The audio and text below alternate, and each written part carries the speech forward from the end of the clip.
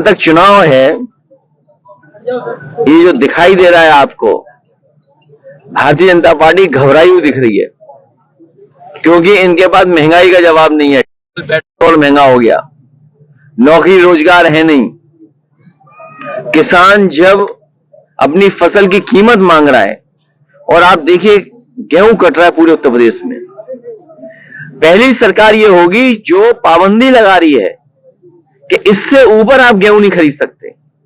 कहीं दुनिया में आपने सोचा होगा कि पाबंदी लगेगी?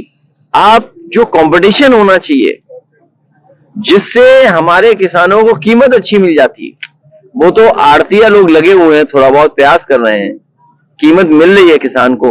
अगर सरकार चाहती तो इस समय गेहूं की कीमत सरकार चाहती तो और ज्यादा अंतर्गत व आड़तियों के माध्यम से बड़े बड़े सेठों पर ये गेहूं जा रहा है, और वही सेठ आम जनता को बिस्किट के माध्यम से, पैकेज आटा के माध्यम से, केक के माध्यम से आपको हमको महंगा खरीदने के लिए मजबूर कर रहे हैं। ये सरकार के फैसले, सरकारी नीतियां गलत हैं। नीतियां अगर सही होती तो हमारे किसान को पैदावार की और अच्छी कीमत। मैं अपने प्रेस के साथियों का धन्यवाद देता हूं। ये शादी के कार्यक्रम में शामिल होने आया था। हमारी पार्टी के और नेताजी से जुड़े हुए दोनों परिवार बहुत पुराने हैं। नेताजी ने जब से शुरुआत की होगी, दोनों परिवार लगातार नेताजी के साथ पार्टी को मजबूत बनाते रहे। आज उनके ही परिवार में एक शादी के कार्यक्रम में शामिल होने आया हूं। जहां तक मैनपुरी और आसपास का क्षेत्र है, और जहां मैं होकर के आ रहा हूं, इस बार भारतीय जनता पार्टी का 2027 के चुनाव में पता नहीं लगेगा। उनका सफाया होने जा रहा है, और उसी वजह से आप देखते होंगे जब सरकार के पास कोई अपनी उपलब्धि नहीं बचती है, अपनी नाकामी छिपाने के लिए नए नए कानून, नई नई घटनाएं करते हैं और कोशिश करते हैं कि जनता उसी में उलझ जाए। आज समाजवादी कार्यक्रम में आना नहीं चाहिए। और फिर जहां तक सवाल रामजी सुमन जी का है या कोई और बात है, तो जो वहां व्यक्ति मेरा इंटरव्यू ले रहा है वो तो पूछ सकता है, लेकिन आप भारतीय जनता पार्टी के नेता हैं, आपको सुनना चाहिए। मैं जब चला जाऊं तो आपको तर्क देना चाहिए कि इस बात को ऐसे नहीं ऐसे कहा जाना चाहिए था, ये घटना थी।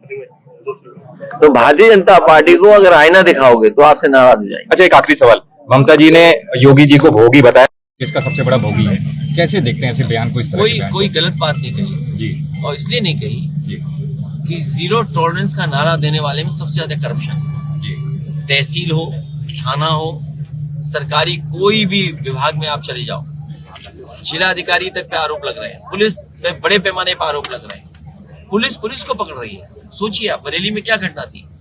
पुलिस अपहरण कर रही है, पुलिस को ढूंढ रही है, पुलिस एफआईआर लग रही है, पुलिस को पकड़ करके पुलिस को जेल में भेज रही है। ये कहीं सुना होगा आपने? और फिर जीरो टॉलरेंस करप्शन पे बोलने वाले एक अधिकारी आईएएस अभी भी अंडरग्राउंड है। सोचिए, जीरो टॉलरेंस बोलने वाले करप्शन पे एक आईएएस अंडरग्राउंड है अभी तक।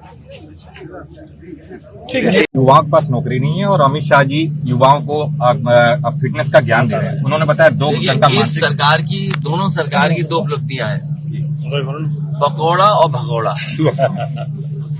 इन्होंने कहा पकौड़ा बनाओ, नौजवान जिन्हें नौकरी चाहिए हो, और भगौड़ा आप जानते हो सब भारत देश का पैसा लेके भाग गए। तो अभी तक जो उपलब्धियां हमें समझ में आ रही हैं, पकौड़ा और भगौड़ा वाली आ रही है। दो ही उपलब्धियां हैं। 2027 में पीडीए की क्या रणनीति रहेगी चुनाव में? पीडीए में आप लोग भी हैं, जो पीड़ित है, जो दुखी है, वो उसके साथ समाजवादी पार्टी, और आप लोगों से ज्यादा दुखी कोई नहीं है। इसलिए हम आपके साथ हैं, आप भी हमारे साथ। धन्यवाद।